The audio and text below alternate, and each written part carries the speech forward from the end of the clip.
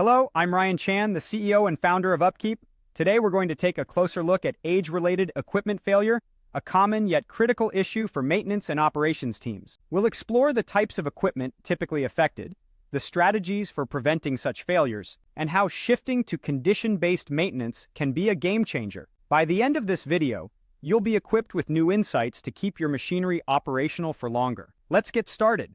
Age-related failures typically affect parts or systems where surfaces are in direct contact with materials or products being handled. This includes simple electromechanical systems like pins, bushings, chains, sprockets, belts, sheaves, and more complex components like pump rotating groups, valve seats, and internal combustion engines. These systems are often exposed to harsh conditions like shock, mechanical vibration, corrosive atmospheres, and heat, which accelerate their wear and tear.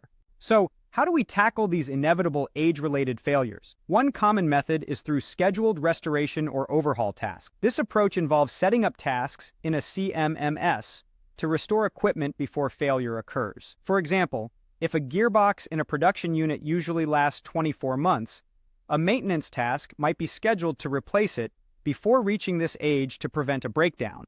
However, this method can be seen as inefficient and wasteful since it might not prevent all functional failures and could lead to discarding equipment that still has considerable operational life left. Another strategy is performing scheduled on-condition tasks. This involves regular inspections and using predictive technologies like infrared scans and oil analysis to catch failures before they happen. For example, a truck engine might be scheduled for an oil change and analysis every few thousand operating hours to check for wear particles, helping to prevent unexpected engine failures. We also have scheduled discard or throwaway tasks for equipment where failure is not an option. These tasks are based on a safe life limit, which means the equipment is discarded at a predetermined point to ensure it doesn't fail while in service. For example, batteries in critical devices might be tested and replaced well before their expected failure time to guarantee reliability.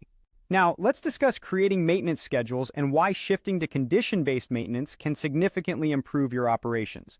Condition-based maintenance focuses on the actual condition of the equipment rather than just the age or usage time. This strategy helps fill the gaps left by time-based maintenance, especially when dealing with unexpected equipment failures. Calculating the optimal replacement time is crucial in this approach. It involves analyzing maintenance data to determine the most cost-effective time to replace or repair equipment.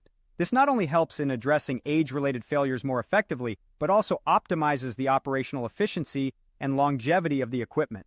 In conclusion, while age-related equipment failures are a common challenge, implementing strategic maintenance tasks and shifting towards condition-based maintenance can significantly mitigate these issues. This not only reduces unexpected downtimes, but also extends the life of your equipment, ensuring your operations run more smoothly and efficiently. So, take these insights back to your team and start optimizing your maintenance strategies today. Thank you for watching.